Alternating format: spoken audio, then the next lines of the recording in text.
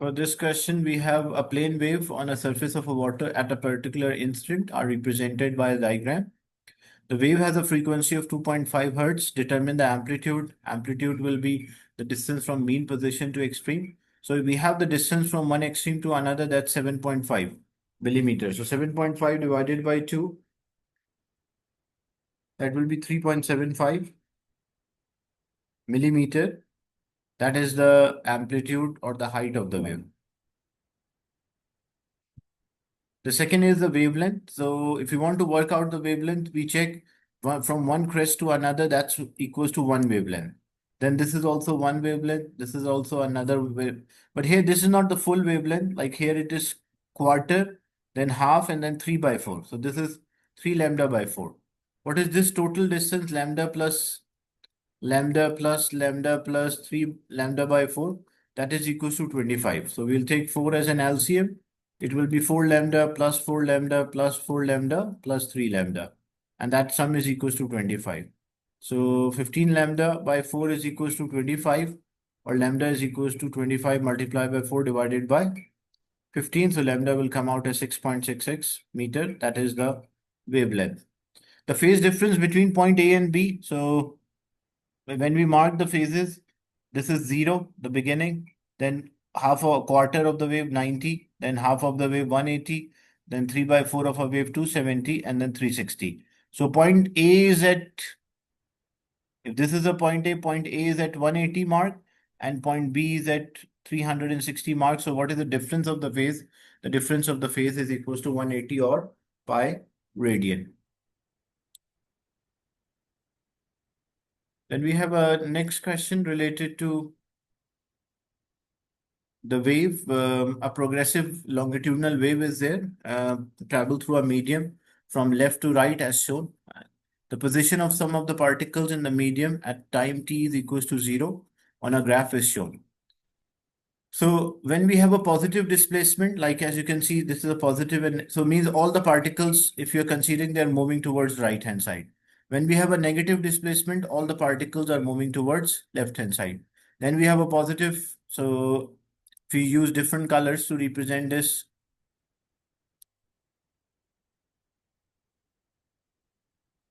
So then we have all the particles are moving towards the right hand side. Then all the particles are moving towards the left hand side. In the question on a figure, draw a circle around two particles which are exactly one wavelength apart. So which are one wavelength apart? Like I can have from one crest to another, I can have from one trough to another, or one complete wave. Like this is one complete crest is there. This is a representation of a displacement. So this one is a rarefaction, then we have a compression, then rarefaction, we have a compression and rarefaction. So the distance from one compression to another compression or one rarefaction to another rarefaction is a wavelength. So this distance is refers to one wavelength, or from one compression to another, that's also one wavelength. So we just have to draw circles here. So if I circle this as one particle, this will be another particle. Or if I circle this as one particle, this will be another particle. That's represent a one wavelength. Now, on a figure, sketch the line, a line on a graph to represent the displacement of the particle after like time quarter of the original wavelength. So the quarter of the quarter of the time period, I mean, sorry. So if we need the quarter of the time period, what we'll do? Like this is one complete wave. Like that's the time period. This time is t. So if I need t by 4 plus t by 4, so means the new wave will start at this point, because this is 0, this is t by 4, this will be t by 2, this is 3t by 4, and this is equals to t. So we need t plus like t by 4. So when we draw this, the same wavelength we should draw.